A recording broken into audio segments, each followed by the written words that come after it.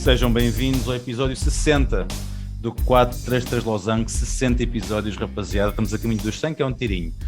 Damos novamente as boas-vindas aos nossos comentadores, ao Gil e ao Bruno. Desculpa lá, é no episódio 100 que vais pagar o jantar à malta.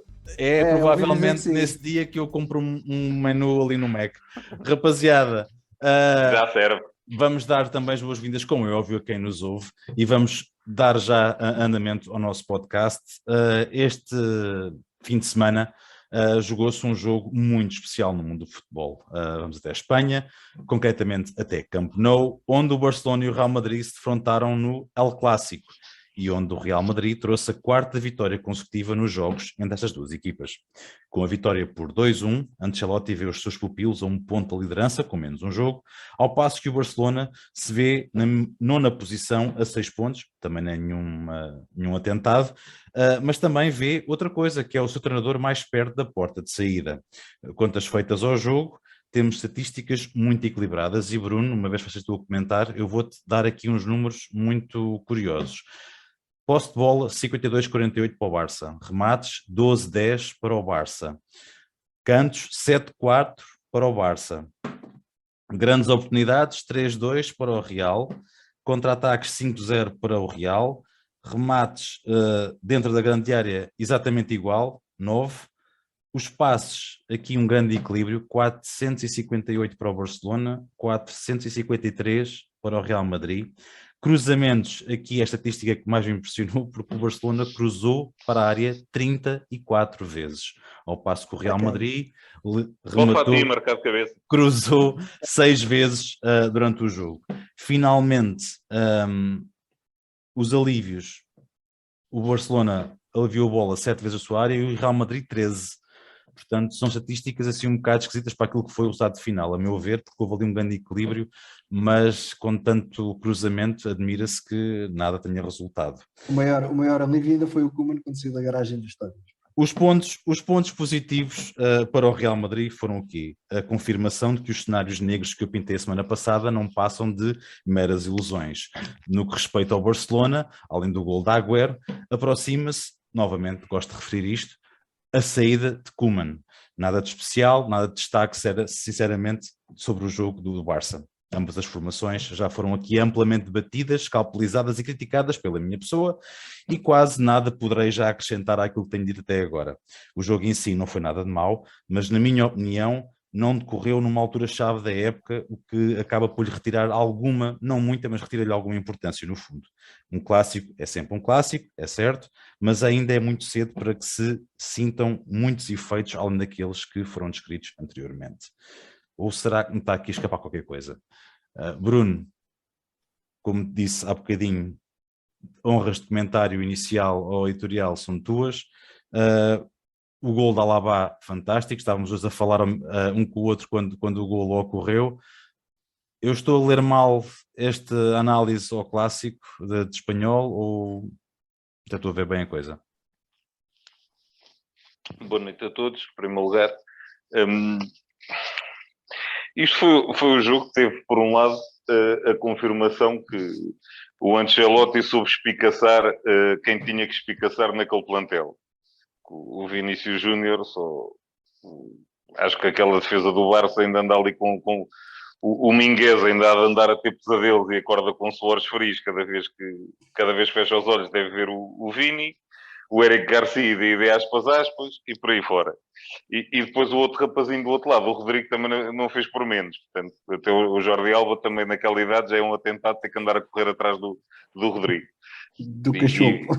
Do miúdo. E depois o Benzema, pronto, está a fazer aquilo que nós sabemos e pronto. Nada a declarar nesse aspecto. Portanto, em relação ao Real Madrid, é tal coisa. A equipa mais ou menos está estabilizada, faltando ali o lateral direito com a lesão do Carvajal, depois eu complico um bocadinho. O Lucas Vázquez, à boa moda de Lucas Vázquez, dá tudo o que tem e o que não tem, corre, trabalha e desenrasca, faz o lugar. Pronto. O Alaba e Militão é tal coisa. Sem o Varane, sem o Sérgio Ramos, Jesus. Estão ali dois centrais mauzinhos para jogar, diga-se de passagem. Portanto, em relação ao Real Madrid, mais ou menos estamos conversados. Do outro lado, pode-se apontar o dedo o que quiserem ao Koeman, mas... E sim, e principalmente nesta formação ele teve escolhas discutíveis, no mínimo. Mas eu acho que aqui o grande problema é um bocadinho mais profundo do que isso, porque é assim, o plantel que o Barça tem neste momento, e não podendo contar com o Kun Agüero a 100%, é um plantel que se calhar faria mais sentido, para tirar o melhor partido dos jogadores que tem, jogar num esquema tático diferente do que este 4-3-3. Só que em Barcelona está instituído que tem que se jogar em 4-3-3, ponto. E é um crime de lesa pátria mudar isto. Porque o Messi tem que brilhar. Espera lá. Já não há, mas é igual. Está instituído que é jogar daquela forma. E por isso tens um Serginho Deste, que é o melhor lateral direito desta equipa, a jogar a extremo. O Ansu Fati, que a jogar a ponta de lança, é menos um. E depois adaptas o Minguez... Adaptas não. Colocas o Minguez a jogar a lateral, como eu disse. Ainda, a esta altura ainda tem pesadelos com o Vinícius Júnior. Tens um Eric Garcia a jogar a central, que ao lado do Piqué, também... O Piqué já não tem 20 anos e aquilo já pesa. O Eric Garcia é muito tenrinho e isto tudo junto dá mau resultado. Nós estávamos a ver o jogo no mesmo canal e os comentadores do canal até diziam que o Franca de Jong está uma sombra do jogador e parece que está cada vez pior. Também porquê? Porque ali está um menino Sérgio Busquets, que é dono daquele lugar e não sai. E depois o Franca de Jong anda para ali e então depressa joga como interior direito, depois vai jogar a central, depois joga como interior esquerdo, depois vai fazer ali um ala direito se for preciso para desenrascar e não joga onde tem que jogar. Por outro lado, querendo manter o esquema destes 4-3-3, o Barça continua a lançar médios da La Masia com muita qualidade, é verdade, o Pedri, o Gavi, o Moriba, que entretanto já saiu, o Puig, que não conta, mas depois, alas, que é o que eles precisam e têm falta, esse a gente nem sequer põe a jogar, nem dá minutos. A aula que se faz tarde e vai a tua vida, vai emprestado para aquilo, para ali e ninguém joga. Porque não tendo o Dembélé lesionado, o Memphis joga preferencialmente pelo lado esquerdo, o Coutinho joga centro-esquerda, o Fati joga centro-esquerda, para o lado direito há um buraco. Metemos lá o Dest. E por isso é que tens a estatística de cruzamentos que tens, que o Dest sabe fazer o quê? Vai à linha, cruza. Ponto. É o que ele sabe fazer. E depois, lá está, vai cruzar para a área para tentar o Ansu Fati ganhar uma bola de cabeça no meio do Alaba e do Militão. Olha lá, mas o Koeman não dizia que o Luke de Jong... Mas para isso era o preciso de jogar. Para terminar, aquilo que eu disse, mudava o esquema tático. E usando aqui um bocadinho o exemplo do Sporting, para referir o quê? O Piqué, como eu disse, já não tem 20 anos e que ele já pesa e nota-se muitas lacunas. O Coates a jogar com 4 defesas era uma sombra do jogador que está hoje a jogar com 3 centrais. O Piqué conseguia disfarçar mais a coisa. O Eric Garcia, se calhar, estariam com muito mais suporte. Porque eu vejo este Eric Garcia a jogar e digo assim, é tão tenrinho, meu rico como Titi, a jogar ali ao lado do Piqué. Tens o Anglais, Jordi Alba e Serginho Deste faziam perfeitamente as laterais. Conseguias ter um meio campo coeso com os 3 médios que jogam normalmente e ter solto na frente o Fati, o Memphis a jogarem soltos, como muitas vezes o Memphis jogava na seleção holandesa, que jogava ele e jogava o outro que agora está no Spartak, ajuda-me Gil, que eu agora esqueço-me do nome, passou pelo Ajax também, chegou a jogar na Sevilha, o Quincy Promes, que eram os dois que jogavam solto na frente de ataque, tanto caíam numa faixa como na outra, e acho que o caminho do Barça seria esse, e seria mais rapidamente conseguiria os objetivos. Mas como eu digo, está instituído jogar no 4-3-3 e depois a culpa é do Koeman. A culpa é do Koeman, está visto. Gil, a culpa é do Koeman. 30 segundos para fazer um comentário aqui ao que o Bruno acabou de dizer. Alinhas perfeitamente naquilo que ele disse, certamente. Já estou mesmo para a tua cara. Perfeitamente, nada a acrescentar. Agora é contar os dias para ver quando é que o Koeman é despedido e quantos dias é que o... Também não há tempo para o Koeman, para despedir o Koeman. O problema é esse. Era mesmo isso que eu ia dizer. Quanto é que o Barcelona tem esse problema. Quanto tempo é que o Ancelotti vai levar ainda para chegar ao primeiro lugar e ficar por lá estabelecido? Pronto. Eu acho que é mais Não há de demorar muito. uma jornada, porque estão com menos um jogo que a Real Sociedade, estão com menos um ponto, portanto, Mas a Real o jogo em Sociedade está a atraso. jogar Sim, muita bola. mas o Barça e o Real não jogaram, tiveram os jogos cancelados Sim, ou adiados, sim. portanto, se calhar tinha já uma figura diferente de Primeira Liga, de La Liga, aliás, neste momento, e só para fechar este segmento. E olha, foi o Portanto, primeiro clássico em muitos anos sem Messi e sem Ronaldo. vai custar tanto ao Barcelona despedir Koeman como não renovar o contrato com o Koeman. Portanto, para ter que pagar 2 indenizações e ainda contratar um novo treinador. Mas boa sorte para Laporta, que é por isso que ele lá está para resolver os problemas, que não vai conseguir, mas isso é para outra ocasião e eu não me apetece mais bater no Barcelona, É o que isto que o também Bruno cansa. diz. É o que o Bruno diz. O Pepe vai sim lá do altar dele e vem treinar o Barcelona. É isso e o PSG campeão europeu. Bom, vamos mudar aqui de segmento, como é óbvio e como é normal. Bruno, as despesas são sempre tuas, meu rapaz. Traz-nos aqui... Eu ouvi nas jornais, pá, eu não. Bruno, faz aqui uma pequena... Leias gordas, pá! Lá aqui uma pequena compilação. Mas hoje toda a gente só fala em gordas. Isso é uma boca, o quê? A semana passada, em notícias, o que é que temos aí para todos os nossos ouvintes, muito rapidamente? Foi o Chico Gordo, foi as gordas. Pá, isto hoje está Bem, mal. falando assim, não houve propriamente grandes acontecimentos, quer dizer, tivemos a nível de dança de treinadores a saída do Tony Pereira do Vitória de Setúbal, aparentemente por razões pessoais, e quando assim é, nada a dizer. A melhor sorte do mundo ao Tony Pereira, que é uma pessoa, mais do que um treinador, que eu aprecio bastante. No nosso União de Santarém também tivemos troca de treinador, aparentemente em desacordo com a direção. Parece que o Acácio Santos queria lutar pela subida e a direção diz, não, meu amigo, este ano é para manter. Portanto, sim senhor, se vocês querem manter-se, eu vou à minha vidinha e arranjei outro. E ficamos assim. Não percebi essa. 2 subidas consecutivas não é fácil, mas se ele achava que era possível, não deixá-lo. Vamos a ver o que é que isto vai dar. Por lá por fora, tivemos a situação caricata, depois da compra do Newcastle.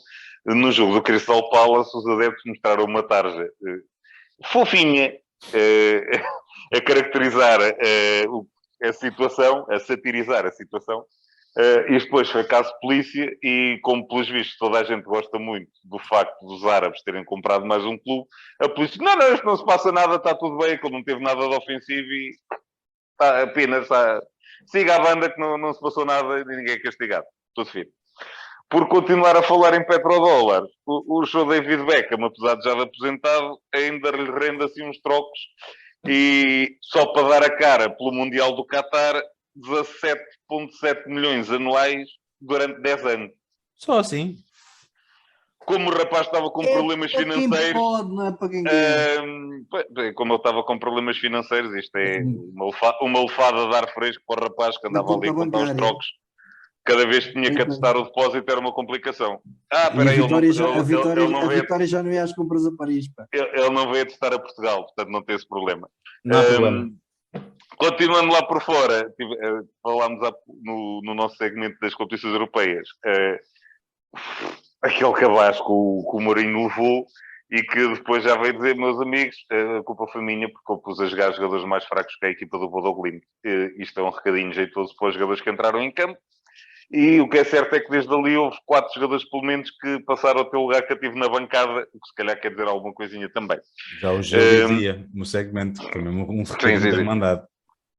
Por outro lado, e isto eu sei que tu vais gostar, parece que o Sr. Alex Ferguson se reuniu com o teu querido Ole e lá se vai manter mais um tempinho. Já vamos falar mais em pormenor disto, mas o problema aqui é a série de jogos que ele vai ter que enfrentar. Ao que parece, o futuro de Ole depende dos resultados destes jogos, que vai ter pela frente que ser só Tottenham, que é sempre pera doce, a Atalanta para a Champions também é sempre fácil, e depois o jogo com o City, o que antevê, como é que eu ia dizer? O rapaz pode ir para a fila do desemprego, acho eu. É muito rapidamente. Depois falamos. Bom, vamos realmente mudar de assunto, que esse já me está a começar a causar urticária. Olha, Vasco, portanto, já lá vamos. Só um toque. O que é que se passa na Farmers, na Liga Francesa? Mas isto agora é campos de batalha em tudo que é estádio. Isso agora. Desta vez foi o Marselha PSG. Curioso, Marselha. Quem diria? Nunca diria que o Marselha estivesse envolvido nessas coisas. Muito Não, estranho. nada. Muito estranho. Então já nem é a primeira vez, até é a primeira vez que É a acontece. primeira, são estreantes, eram virgens. Nunca se tinha visto.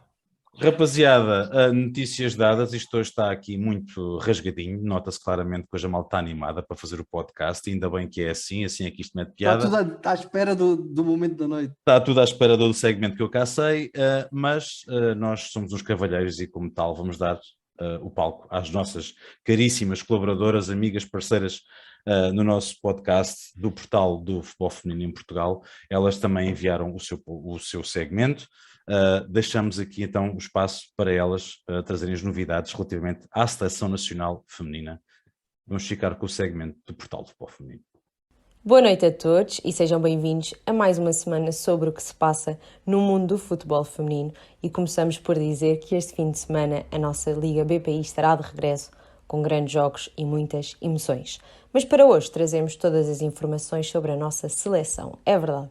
A Seleção A continua a sua caminhada para o Mundial 2023 na Oceania e nesta dupla jornada venceu a Sérvia por 2-1 no estádio do Bonfim, em Setúbal, no dia 21 de outubro.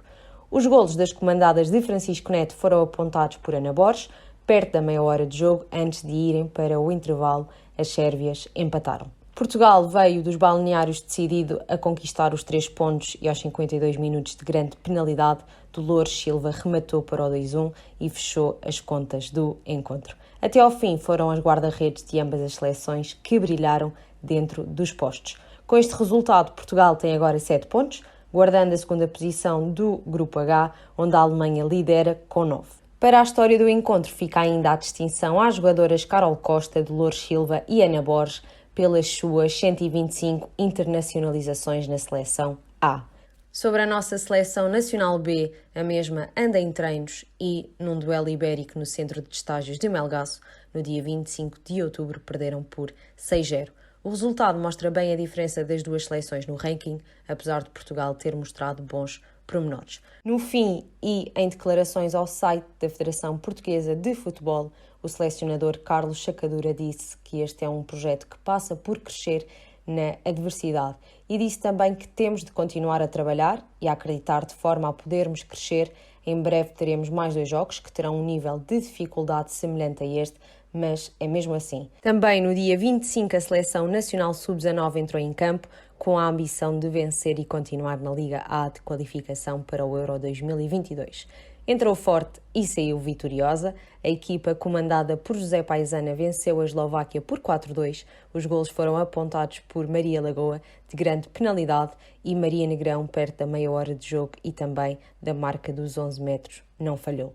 Perto do intervalo, Margarida Canice dilatou para o 3-0 e para lá da hora de jogo Maria Lagoa bisa na partida e faz o 4-0. A 20 minutos do fim, as adversárias marcaram 2 golos, um de grande penalidade. E agora é o momento de destacarmos Mariana Vaz Pinto, porque a mesma estreou-se no banco do Belenenses Chave como a nova delegada da equipa de futebol que atua na Liga Portugal. Mais um passo rumo ao caminho certo, afinal o futebol é mesmo para todos. Portugal ultrapassou hoje às 4 da tarde mais uma etapa no apuramento para o Mundial 2023 ao vencer por 5-0 na Bulgária, com um autogol de Ivanova aos 2 minutos e depois Jéssica Silva aos 4 minutos. Diana Silva aos 57, Diana Gomes aos 70 e Carol Costa aos 76 de penalti.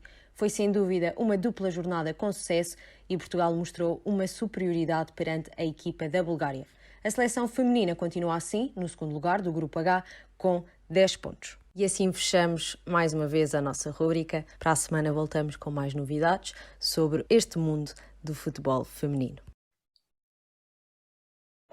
Bom, vamos avançar para um segmento da Primeira Liga. Vamos passar em revista aquilo que foi a última jornada da Primeira Liga. Houve aqui resultados.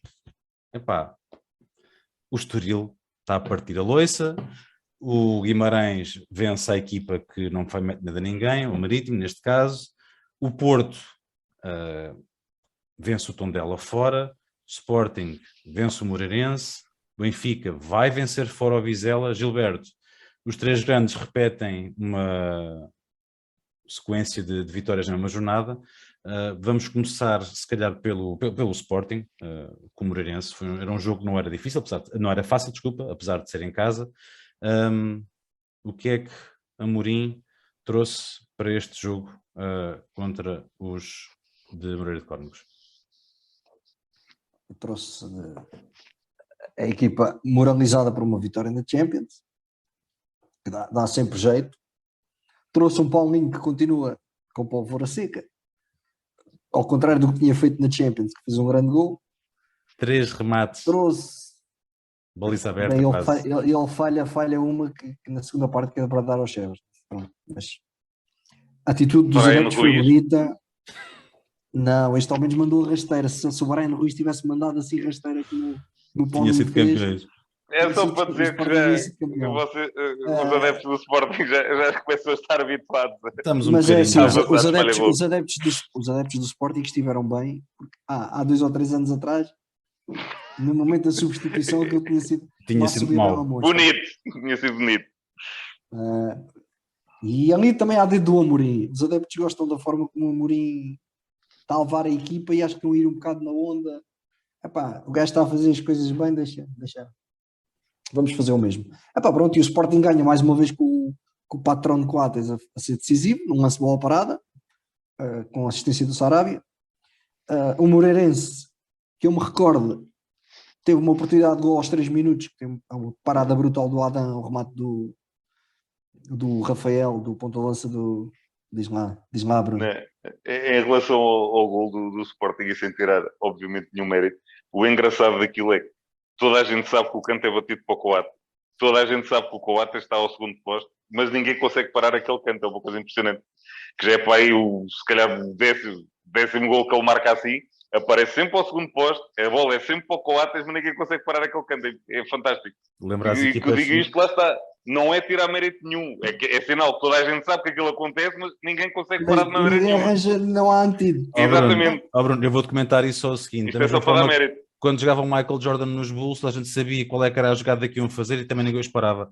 Eu acho que isto é uma questão de, não atinam, não querem atinar. Mais uma vez estás a comparar, estás a ver a cabra da estrada. Futebol, calma lá. Gil, continua, amigo, continua. O Moreirense foi lá uma vez e assustou aos 3 minutos, até a equipa de João Henriques entrou muito bem no jogo até, mas depois foi como o Paulinho, pólvora seca. O Sporting dominou, controlou, há sempre aquele medo, 1-0 é um resultado que deixa sempre aquele medo até o árbitro apitar. Mas a verdade é que acabou por correr bem. O Sporting arrecadou mais 3 pontos, mantém a série de invencível de jogos em casa. Eu vou-te picar, tem que picar. Pica lá, vá. O Paulinho tem que ir para o banco. Eu já disse isto várias vezes, acho que sim. Mesmo agora. Portanto, não me estás a picar coisa nenhuma. Paulinho tem que ir descansar um joguinho. Ontem já descansou. Para a Taça da Liga. Pronto, já era de prever. O Ruben também disse. Mas entrou, acho que ele entrou, não entrou? Entrou e pólvora seca. Tem uma jogada em que se isola e consegue levar a bola para a linha de fundo em vez de ir para a baliza. Pronto, isto é o que eu digo. O Paulinho está a precisar de limpar a cabeça. E se calhar um joguinho ou 2 no banco. A lesão do Tiago Tomás também não ajuda a que ele possa ir ao banco. Exatamente. Eu já disse, eu sou maluco, mas isto sou eu. E eu punho o Skogmund a jogar agora neste jogo. Mas não, estou a brincar. A Taça da Liga, pelo menos. Foi o Coates a ponta de lança. Olha, não fales muito nisso, porque o Vasco gosta tanto do FM e este ano o Sebastião Coates no FM é defesa central ponta de lança. Então, quando está apertado, ele vai lá sempre à frente, portanto, não está descabido. Gil, eu vou fugir aqui um bocadinho agora do Sporting. O que é que tu viste aí no teu telemóvel?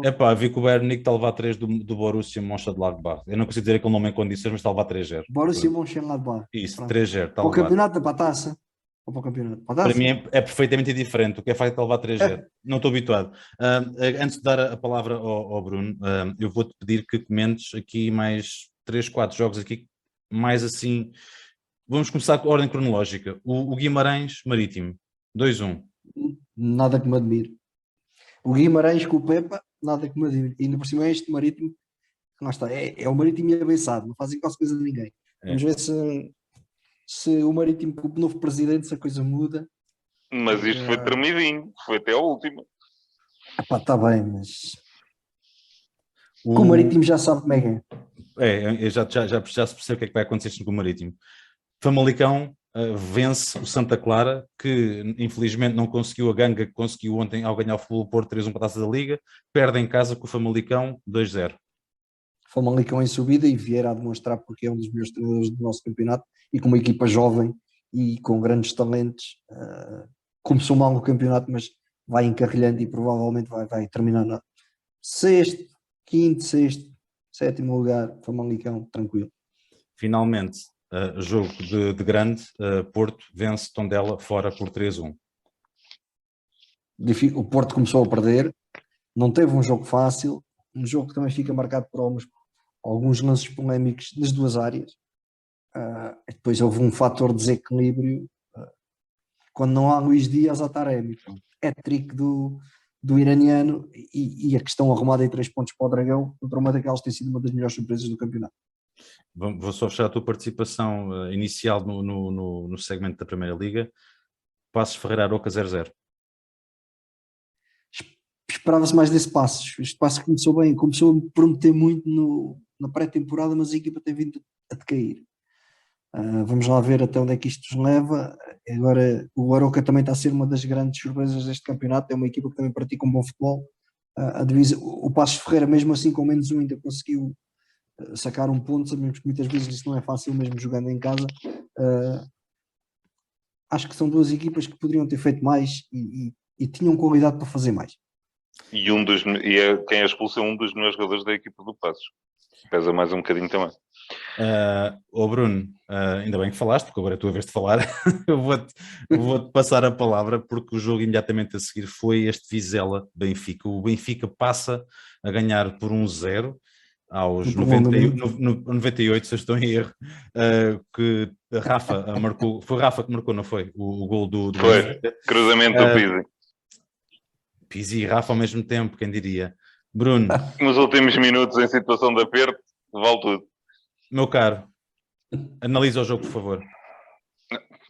O jogo também não tem muito para analisar. É o Vizela igual a si próprio, a tentar discutir o jogo, seja com quem for, com a personalidade que já se conhece da equipa do Álvaro Pacheco, com as armas que tem e ia sendo feliz, com todo o mérito. O que surpreendeu ou não na equipa do Benfica que o Jorge Jesus apresentou, isto é das coisas que eu mais critico no Jorge Jesus desde sempre, portanto já não tenho problemas em tornar a dizê-lo, é espremer os jogadores até à última. Isto é absurdo. Depois de 120 minutos de taça, depois do jogo que tiveram com o Bayern, vai mesmo 11 a jogo. Isto é pôr-se a jeito para ter um mau resultado.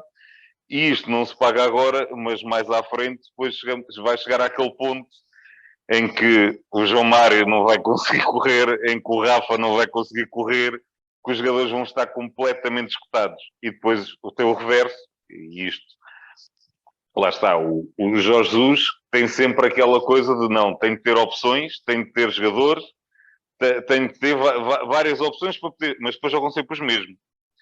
E quando os jogadores chegam ao limite que já não conseguem jogar, depois queremos que aquele passou 6 meses a bater palminhas na bancada, agora vais lá para dentro e resolves. E andamento para. Não há. Eu não digo que ele tivesse que mudar o 11 completo, obviamente, mas isto é aquele, depois da sequência de jogos que estava a ter, isto era aquele jogo em que 2 ou 3 alterações faziam sentido. E principalmente, como eu digo, quando tem as alternativas e tem as opções que tem. Jogar Darwin e Aramchuk e Rafa consecutivamente, acho que não faz sentido. Podia entrar o Everton, podia entrar um Gonçalo Ramos. No meio campo, tudo bem, João Mário e Weigl é ali a casa das máquinas e é difícil mexer ali, mas tirar os dois então é impensável, mas um deles descansar, mesmo nos centrais, o Vertonghen fez jogos da seleção, fez os 120 minutos para a taça, faz o jogo novamente com o Bayern que tem de fazer, que lá está, teve que andar a dobrar o Grimaldi e andar a correr atrás do Coman, que é coisinha simples e fácil, E não vai e para por aí novo. fora. Com um rapaz com 36 anos. Né? Sim, Não vai para novo. Exatamente. Porquê que não joga o Morato neste jogo? É daquelas coisas, dar uns minutos de descanso.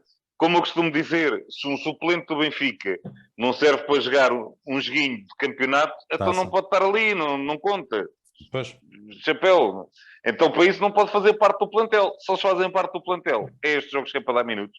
Muito mérito. Mais uma vez. O Ferro já se percebeu que não conta para o JJ. Pois, completamente. Se no jogo para a taça, em que ele mudou a equipa toda, não contou, e joga o André Almeida adaptado a central, já se percebeu que ele não conta.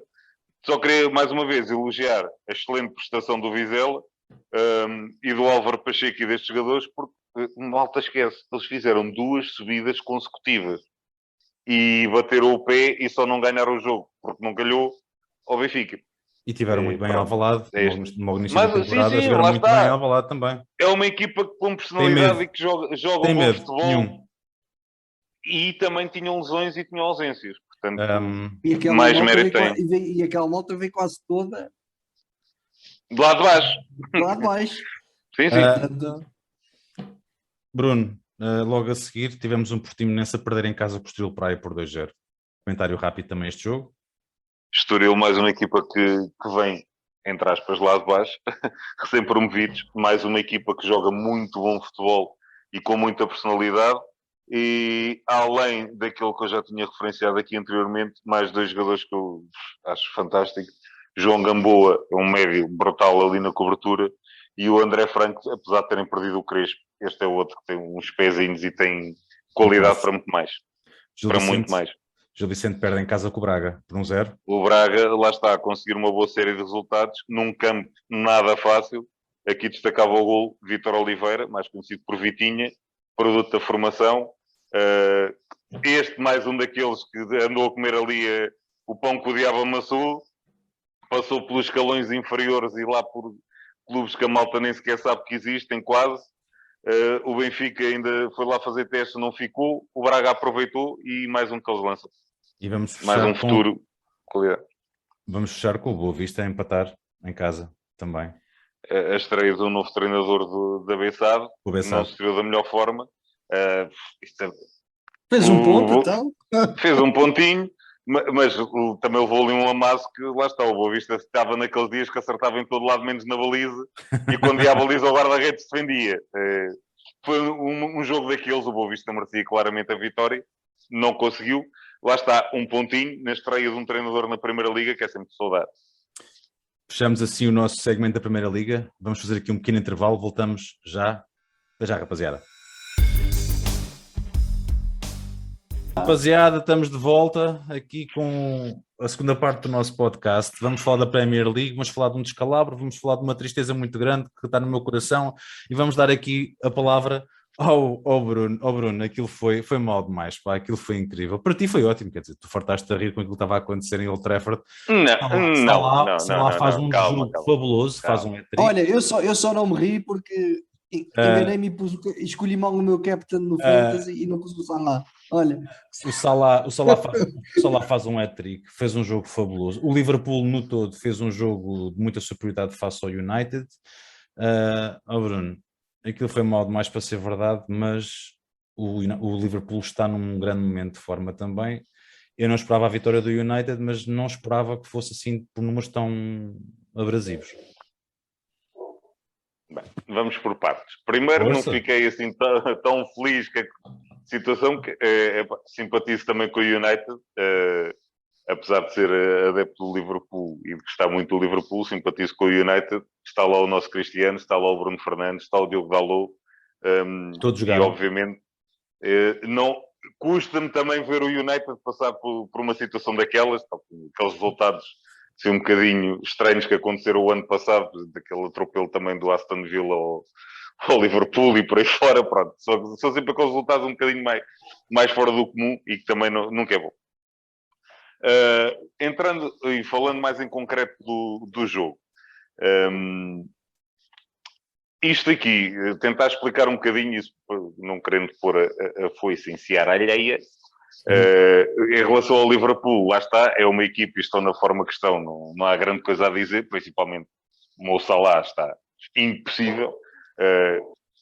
Ainda a semana passada, quando o jogo falou, bola de ouro e vence em maio, coisa disse, atenção, porque aquele rapazinho está intratável, está impossível, e se calhar ninguém merece mais, neste momento, ninguém merece mais do que ele a bola de ouro, na minha opinião. Mas tentando explicar um bocadinho o que se passa com o United. Há aqueles alvos habituais de qualquer simpatizante do United, qualquer adepto de futebol, que é bater no Solskjaer, bater no Maguire, bater no Pogba, basicamente. É fácil, mas... Faltou o Fred. Sim, ok. Mas também é o outro que está sempre a levar pancada. Aqui, e partilho responsabilidades, digamos assim, entre o Solskjaer e os jogadores, mas acho que também alguns desses jogadores não merecem também levar tanta pancada, e alguns que mereciam levar alguma passam um bocadinho em colo. E começando pelo Solskjaer, acho que ali o grande problema é a forma como ele monta a equipa. Já ele parte a falaste equipa em dois. Na minha opinião, ele parte a equipa em dois. Que é, e usando o 11 que entrou neste jogo, e falando nos nomes, sim, ou seja, sim. não tem a ver aqui com os jogadores, mas sim para ser mais fácil e perceptível a quem está a ouvir. Ou seja, ele agarra nos 4 defesas e depois aqueles 2 médios, neste caso o McTominay e o Fred, que são os que defendem. E depois o Greenwood, o Rashford, o Ronaldo e o Bruno Fernandes, os 4 da frente, não defendem, só atacam. Para já, primeira burrice, o Bruno Fernandes a jogar quase como segundo ponta de lança. Faz gols e assistências mais facilmente. Pois faz, mas não pega no jogo. E tem que estar à espera que a bola lá chegue. Grande erro. E és atropelado no meio campo. Segundo, jogar com aqueles 2 médios à frente da defesa, os 2 lado a lado, é meio caminho andado para aquilo correr mal. Porque qualquer passo que entra ali no meio daqueles 2, os 2 ficam fora da jogada. Já ninguém lá vai. Acabou. Morreram. Eu lembro... Apesar isto para dizer o quê? A equipa do United, apesar de no papel jogar com 3 médios, joga com 2 e joga com 2 ali lado a lado. São facilmente ultrapassados. Isto vai parecer, aquilo que eu vou dizer a seguir, se calhar vai parecer um bocadinho absurdo a muita gente, mas é uma forma de tentar explicar aquilo. Vais ter um momento Luís Freitas novo. Não. Um dos melhores trios do meio campo que eu vi jogar foi o Futebol Clube do Porto José Mourinho, Costinha, Manichide. E tinha o Costinha claramente como 6. O Maniche não andava ali ao lado do Costinha a par o jogo inteiro, não. Andava a fazer o vai-vem. E depois tinhas o Deco que não estava perdido lá à frente a jogar nas costas do McCarthy. O Deco, quando era preciso, vinha cá atrás também ajudar a equilibrar. E acho que assim é a forma mais lógica do meio campo para 3 funcionar.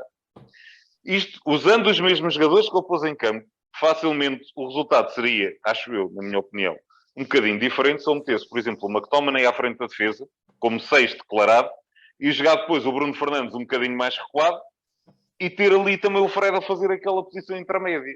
Conseguir equilibrar mais o meio campo. Ou se calhar o Pogba, que a titular se calhar não certo, já nem vou falar em nomes. Com aqueles que entraram, a coisa já era diferente. Sim.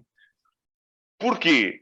É que depois, é o que eu digo, o Bruno Fernandes não pega no jogo. E aqui depois começa aquela parte do eu bater um bocadinho nos jogadores. Porque, tal como quando tu tens um resultado, e há bocado aquilo que o Gil falou, o resultado de 1-0, ao minuto 88, 89, tal, o treinador pode berrar, espernear, fazer o pino, dizer vão para a frente. Se estiverem a ser apertados, os jogadores cada vez mais se vão enfiar dentro da área, cada vez mais vão correr para trás e se vão juntar lá atrás. Sim. Isto para dizer o quê? Por muito que o Solskjaer diga, não, vocês é para ficarem na frente, não defendam o Bruno Fernandes que é para lá à frente. A levar o aperto que estavam a levar, chega àquele ponto que o próprio jogador, eu tenho que ir lá atrás ajudar aquela malta, porque senão a gente não sai daqui. Acho que faltou isso também aos jogadores. E quando eu digo que bater no Maguire é fácil, bater no Fred é fácil, por aí fora, o primeiro gol, quem começa a enterrar o United é o Wan-Bissaka. A sair a fazer a pressão lá à frente, disposiciona a defesa toda. E aquele que para mim fez o jogo mais horrível do United, ninguém falou dele. Foi o Luke Shaw. Luke Shaw. Fez um jogo horrível. Ele consegue Aliás, enganar o não da fez, Maguire, ele no não segundo fez. gol, É que consegue estragar tudo ao Maguire. Ele atrapalhou 1000 vezes o Maguire. E por isso é que eu digo, bater no Maguire é injusto. Tudo bem, ele não é um central fabuloso. Não vale o dinheiro que custou. Estamos todos de acordo. Sim. Mas ele ali, o que eu critico, o Luke Shaw, atenção, ele é titular da seleção inglesa. E já fez grandes jogos. Ele neste jogo, ele jogou pessimamente mal. Tudo bem que ele tem que acompanhar as diagonais do Salah. E isso, muito bem, ele tem que ir para o meio, tem que ajudar a fechar no meio. Mas chega a um ponto que ele tem que dizer ao central, olha, é teu, está no teu sítio. Ele vai-se pôr quase às cavalitas do Maguire. E depois o Maguire quer aliviar a bola, Mas só olha, levar Bruno, o Luke Shaw à frente. Eu quero perguntar aos dois. A leitura que o homem faz na segunda parte. E já quero devia acabar estar só a mais dar uma cinco. coisa. Espera, é que depois há mais uma coisa só para acabar o Luke Shaw. Sim. Naquele golo, ele ficou a dormir. É que o Salah remata, a bola está ali a ressaltar e o Salah ainda está atrás do Sim, Luke Shaw. sim. O Salah arranca e o Shaw vai a passinho. E Ora, é deixa isso cá ver o que é que... Eu quero te perguntar uma coisa aos dois. Vocês viram que o lado do Luke Shaw, portanto, o lado esquerdo da defesa do United, estava sempre alguém. Sempre alguém. E os passos que foram feitos para trás da defesa, passos pelo chão, que deram golo. Eu não sei se foi o primeiro ou se foi o segundo golo, Bruno, não estou bem lembrado, mas foi um jogo... São dois que estão por ali. Eu acho que é Dois que magistral. o Luke Shaw vem fechar no meio e aparece um o Trent e no outro aparece o Keita a fazer a assistência. Vocês viram, acho que foi o gol foi o lance do Keita. É a assistência do Keita que tu falas. Como é que aquilo... mas aquilo foi textbook, aquilo foi regra e esquadro. Paparam a defesa completamente. E nos outros golos, só para acabar, Bruno, para introduzir aqui a vossa discussão, o lado esquerdo do Luke Shaw, ao juntar o jogo horrível que ele fez, era impressionante como é que estava sempre alguém diferente. Portanto, nunca era... Eu vou dizer, estou a exagerar, como é óbvio, nunca era o mesmo jogador, porque houve muitos jogadores que aproveitaram aquele espaço que o United deixava no lado esquerdo. Como é que é possível uma equipa como o United ser comida daquela forma, pá? Eu já passo a bola ao Gil. Isso sim, para sim. mim é muito simples e dou a minha explicação. Foi aquilo que eu falei um bocadinho. A equipa está mal montada e há aqueles que não defendem. A partir daí, já foste. E depois, o Liverpool joga sempre de uma... E aquele primeiro gol que eu falei, começa um bocadinho por aí. O Robertson tem a bola a meio do meio campo do Liverpool. E quem sai na pressão é o Bissaka. Porque o Greenwood foi pressionar o ponta lá à frente. Outro jogo horrível também no Greenwood. Conclusão. O Bissaka, em vez de ficar quieto e aguentar a posição, quis ir pressionar lá à frente. Ora, o tempo que ele vai a correr até lá chegar, chega a bola dá tempo do outro ler o jogo e mais. O Liverpool joga sempre da mesma forma. É o lateral, o médio interior e o extremo daquele lado, fazem ali aquele triângulo e criam superioridade. Atrai a equipa adversária para ali e depois virou o jogo para o outro lado, onde está 1 para 1 e com espaço. Foi o que aconteceu consecutivamente. Lá está, nesta jogada, o Bissaka a sair na pressão, obriga a defesa toda a deslocar-se, vem fechar para o meio, está campo aberto do outro lado, porque o Rashford não veio acompanhar e não defende. E o Trent já sabe, com espaço, vai para a frente, siga. Temos pena. Porque tem o Jordan Henderson, que é aquele tratado taticamente, que é preciso fechar na ala, vai fechar na ala. Se for preciso virar um para parar a jogada, ele vira 2, que é para ter a certeza que a jogada para ali, está tudo bem. E isto acontece consecutivamente, que é não terem, se ninguém vem defender, facilmente com bola é como se fosse mais um jogador, a equipa com bola tem sempre superioridade. Digo eu, mas o Gil é que é o mister. Está uma análise bem feita, mas eu ia para dizer, está bem que o Liverpool desacelera um bocadinho depois do 5º golo, mas também desacelera, e porque se calhar é obrigado a desacelerar, porque o Rome mete o Dalot encostado à esquerda e começaram a aparecer, o Dalot começou a apoiar o Shaw e a coisa deixou de funcionar da mesma forma ali daquele lado. Sim, sim. Foi simples, entrou o Dalot encostou na esquerda, o Shaw veio um bocadinho mais para dentro e resolveu-se o problema. Já não vi. Está bem que o Liverpool desacelerou, mas a verdade é que depois do Dalot entrar e encostar ali e ficar o Dalot e o Shaw, que até já defendeu os dois, a coisa mudou. Agora, lá está, a culpa não pode ser só do Ole, mas também lá está, os jogadores, eu também já vi o Rashford e o Greenwood a ajudarem muita vez cá atrás. Era o que eu estava a dizer. E aquela entrada do Pogba, não lembrar ninguém. Um gajo está em campo há 10 E o minutos. Ronaldo também teve muito a mal, não foi expulso. Isso o lá Ronaldo- está, o perderam a Ronaldo- cabeça. Completamente. O Ronaldo também não pode ter a atitude que tem. Epá, Eu vou lá só... está, mas é assim, o homem tem a culpa de Em insiste a relação dar ao os tiros Ronaldo, dos pés, em relação ao Ronaldo, adorei o meme que eles fizeram. Foi 3 três remates shots, no Curtis três Jones shots no Curtis e Jones um na na baliza. baliza. Oh, E foi golo. Foi. E é E um grande gol. Um grande gol. E é anulado por estar com a mão adiantada. A mão, nem sequer, como diz o Colina, nem sequer pode fazer gol. Mas pronto. Bruno, se tu querias dizer uma coisa sobre o Ole se manter no emprego, a razão pela qual se manter... 30 segundos, deixa muito rápido agora, está bem? É muito rápido. A razão, quando tu dizes que ele depois do jogo do City não está lá, eu acredito que está por quê? Já se falou em Conte, já se falou em Zidane, por aí fora. A questão é, estás a entrar em novembro. Dezembro é um mês que é na Premier que joga-se, exageradamente, obviamente, mas joga-se ali quase metade da temporada calendário. Yeah. Eu não acredito que um treinador de top vá aceitar treinar. É o United, ok, mas não vai poder mexer no plantel e tem que ficar com aquilo que lá tem numa série super complicada de jogos e só depois em janeiro é que pode ajustar o plantel como quer. Dando o exemplo do Conte.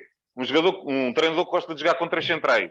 Ok, tem o Maguire, tem o Lindelof, tem o Varane. E mais. E opção, e alternativa. Epá, Gil, não me e na frente, ele joga sempre com 2 avançados. Sim. O United está construído para jogar com 3 na frente. Greenwood, Rashford, Ronaldo, Cavani, Sancho, Marcial. Ou seja, vai haver 2 que vão para a bancada consecutivamente. Isto em termos de balneário não vai correr bem. Portanto, acho que aí vão aguentá-lo mais tempo, pelo menos até perto de janeiro. E esta não está a correr a nível balneário entre Cavani e o resto do clube, porque o Cavani não está a jogar, não ser a espaços. Gilberto, eu vou-te dar a bola, vamos aqui rever aqui alguns jogos da jornada, o Bruno também terá a meter a colher em algumas gatanas que houve aqui na nossa adorada Premier League. Primeiro jogo, Arsenal... Faço um túnel e sai a jogar, pá. O Arsenal vence 3-1 o Aston Villa em casa. Engraçado, há uns tempos atrás falávamos que o Arsenal era candidato a despromoção e nesse momento tem tantos pontos como o United. Ponto. Pois. Faz um grande jogo contra o Aston Villa. Diz e tu falaste no guarda-redes que se equipas e está a aguentá-los. Agora está a ser titular. Mas não nos podemos esquecer, desde que o Tomiyasu entrou na equipa, o japonês, lá está, é a cultura japonesa. Aquilo parece que ganhou outro andamento e outra, como é que se diz? Perdi a palavra agora. Disciplina, outra disciplina. E o Nuno Tavares foi titular. Emil Smith-Rowe em grande forma, fez um gol e fez uma assistência.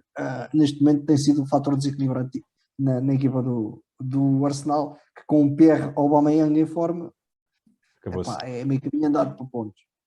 Chelsea fez capote ao Norwich City, 7-0. 100 pontas de lança, Werner e Lukaku lesionados, Havertz, recuso-me a comentar, foi o jogador usado na frente e não fez nenhum gol, não fez nenhuma assistência. Mason Mount fez um hat-trickzinho e o Hudson-Odoi também fez um excelente jogo, assim como o Kovacic, que fez, se não me engano, 3 assistências. Hat-trick do Mount, hat-trick do Kovacic. Fácil, tranquilo, contra o Norwich, cada vez mais mostra que o lugar deles é um ano sobe, um ano desce, um ano sobe, um ano desce, um ano sobe, um ano desce. Pronto. Elevador da Premier. Por falar em elevador, a nível de conta bancária, o Newcastle lá foi empatar contra o Crystal Palace, Patrick Vieira. Esteve a ganhar 1-0 a equipa do Newcastle. Fala-se muita vez que o Newcastle precisa de jogadores de qualidade, principalmente no ataque. Se calhar não é bem verdade. Quem tem Saint-Maximin e o Callum Wilson, quando está bem, que foi o autor do gol nesta partida, se calhar não é por aí que reside o problema maior do Newcastle. O Crystal ser igual a si próprio e foi à procura do empate, conseguiu o empate, não conseguiu um pouco mais também por manifesta falta de sorte. E finalmente o jogo que tu estavas mortinho por falar, o West Ham ganha ao Tottenham. Para já é um derby londrino, tinha também um português no banco do Tottenham, o Nuno Espírito Santo, que é um treinador que eu admiro, jogadores que eu gosto de um lado e do outro. Foi um jogo que eu segui com particular atenção, só que o West Ham neste momento em casa é uma equipa complicadíssima, é uma das equipas que joga melhor futebol na Premier. Eu não consigo dizer um jogador que se destaque, porque que são quase todos. Cresswell é um lateral esquerdo que deu para fazer assistências, que não é uma coisa parva. Qualquer canto do Cresswell é mais ou menos como os do Coates. Aquilo vai para a área, ou é o Soucek ou é o António. Um dos dois aparece para fazer gol. Desta vez foi o António, que também está numa forma brutal. Depois aquele meio campo com o Rice, o Soucek e o Bowen é uma maravilha de ver jogar futebol. E o Benrahma dá uma qualidade que não se dá para explicar. Esta equipa do West Ham é impressionante a forma como joga e a forma como tem opções. O Kufal, que é o habitual titular direito deste jogo, não jogou. E o Fornals fez um jogo medonho. Pronto, lá está. A outra daqueles que joga, é um médio que joga encostado à direita, quase um extremo, mas depois quando fecha por dentro, aquilo é uma maravilha de ver com o bola nos pés. Vitória justa, portanto. Mais que justa. Faltou também, o Kane continua-me a surpreender, não sei bem o que é que se passa. Uns jogos parece que é agora que ele vai começar a engatar, E depois? a seguir faz outros jogos miseráveis. O Son é sempre o Son. E eu continuo a achar, o Pierre Højbjerg está muito mal acompanhado naquele meio campo, skip para mim é marca de detergente, mas pronto, isto... Fica o apontamento feito. Hoje, essa por acaso foi especial. Bruno, vamos aqui fechar a Premier League muito rapidamente. Southampton Burnley 2-2. Mais um bom resultado do meu querido Burnley. O excelente trabalho deste treinador continuo a elogiar, e destacava aqui o gol também do Valentino Livramento, um dos despachados do Chelsea, que mostra muita qualidade no Southampton. O Wolverhampton empata fora com o Leeds, um igual. Isto era uma daquelas jogas que valia a pena ver. Duas equipas que jogam muito bom futebol. O Wang Chan Wang, que o nosso amigo... Wang Chan Wang, whatever. O coreano. O Son 2.0 marca mais um gol, e o nosso conhecido Rodrigo já nos descontos ou no prolongamento, como o Gil gosta de chamar, de penalti, não tremeu e fez o empate. Everton perde em casa 5-2 com o Watford. E olha o vizinho do Bruno. Portanto, aquele pino dos bancos a mostrar mais uma vez qualidade. Destacar o grande Joshua King, mais um que fazia uma grande dupla com o Callum Wilson, fez um grande jogo, e o nosso Ranieri merece o resultado. Devia ter sido um resultado ainda maior, uma vez que era Ranieri contra Benítez. Leicester vence fora Brentford. Outro grande jogo de futebol. O Tielemans continua um tratado e marca mais um gol e faz mais um jogo medonho. Patson Daka entra e é decisivo, faz a assistência para o gol do James Maddison, que eu não percebo como é que não é mais vezes titular. O Brentford, mais uma vez, deu trabalho, foi complicado. Já aqui falámos várias vezes aquela dupla de ataque. É uma carga de trabalho, seja para quem for. Muito bom jogo. Agora para os dois. Gil primeiro. O City vence o teu Brighton, 4-1. Os primeiros 30 minutos do City foram avassaladores, e a equipa do Brighton, que é aquela equipa que normalmente é muito certinha a defender, desta vez não se encontrou. Acaba por ser um resultado, já se sabe como é que é contra o rolo compressor do Pep. Quando aquilo está bem, se tu facilitas, morres. Foi o que aconteceu com o Brighton. Bruno, o Pep, o teu amado Pep. O amado Pep lá está a jogar sem ponta de lança, tal como o Chelsea, mas isto às vezes resulta, mas continuo a dizer, esta equipa com um ponta de lança a sério, e sim, era de tremer. Assim, vai dando de vez em quando umas goleadas, mas também outras vezes a coisa não resulta. E fechado o segmento da Premiership, Gil, capta-te e fechar o nosso podcast com o TPM. Hoje trazes à nossa presença quem? Olha, já falámos aqui de amor. António Joaquim Conceição Pereira, mais conhecido no mundo do futebol por Mourinho dos Pobres, o senhor Tony Pereira, que hoje soube-se que abandonou o cargo de treinador do Vitória de Setúbal. Não sei se isto agora vai ser uma piadinha, mas se por causa do que aconteceu na semana passada com o equipa B no Montijo, o homem ficou com medo. Não, o Tony Pereira não é um homem de ter medo de nada, e é um daqueles treinadores que dá gosto ver no banco, dá gosto de ver falar de futebol, dá gosto de ver a forma como ele vive o futebol. O Mourinho dos pobres porquê? Porque ele praticamente fez a carreira dele entre a antiga terceira divisão, a segunda divisão B, segunda liga de vez em quando. E se eu não me engano, acho que foi o homem que nunca pisou a primeira liga como treinador. Merecia a longa carreira que ele já tem como treinador, que começou nos anos longínquos de 87, 88, no Sertanense Futebol Clube, que é aqui pertinho de onde eu sou. Começou com uma história engraçada, ele até já uma vez contou essa história no 11 e dava gosto de ouvir. Curiosamente, o primeiro ponto que o homem fez na carreira foi um empate em casa com o Proença Nova, que por acaso é de onde eu sou. Portanto, eu tinha que falar do Chor António Pereira também, por causa desta situação. Lá António, está, empatar com o Proença não roubou nada a ninguém. Mas a verdade é que ele pensou que ia ser despedido no fim desse jogo. Exatamente. Se empatou estes, vou para a rua. E depois foram 27 jogos sem perder. É verdade. Foi qualquer... Esta foi a primeira experiência dele como treinador. Ele depois, alguns anos mais tarde, viria de novo a passar pelo Sertanense. Ele passou pelo Machico, Camacha, Praense, Vendas Novas, Elvas, Rio Maior, Pinhal Novense, Torriense, Ribeirão, Mafra, Atlético, Cova da Piedade, Oriental, Alves. E é com o Torriense que ele elimina o Porto da Taça, se não estou em erro. Atlético. É com o Atlético. É com o Atlético, era o que eu ia falar a seguir. O momento alto da carreira de Tony Pereira acaba por ser em 2006, na época 2005-2006, eliminatória da Taça de Portugal, vai jogar ao Dragão e ganha por 1-0 no Dragão, elimina o Porto da Taça, e aí começou-se a olhar para Tony Pereira com um pouco mais de respeito. Tony Pereira, que teve outra grande vitória há cerca de um ano na sua vida, quando ele foi um dos afetados pelo Covid, e ele disse que estava a ver que desta vez passava mesmo desta para melhor. Mas lá está, ele não tem medo de nada e este homem é um lutador. O testemunho dele é brutal, é fantástico. É qualquer coisa, é uma pessoa que eu digo, se tiverem um pouquinho para ir ver as histórias dele, e é assim, vou-vos dizer, como treinador é um tratado, aquele homem a dar treinos, solta cada bomba que vocês haviam de É de morte. É fantástico, esse é fantástico. Tony Pereira, incontornável, e eu acho que já merecia o bombom de chegar a uma primeira divisão, pelo menos tentar fazer lá uma temporadazinha. Vamos ver se lhe calha, vamos ver. É um bom nome para trazer aqui o nosso TPM, sem dúvida alguma. Hoje ele tiveste muito bem, mais uma vez. Escolheste aí com uma pontaria fabulosa. Estamos a chegar aqui ao final do nosso tempo. Isto uma hora começa a ser pouco.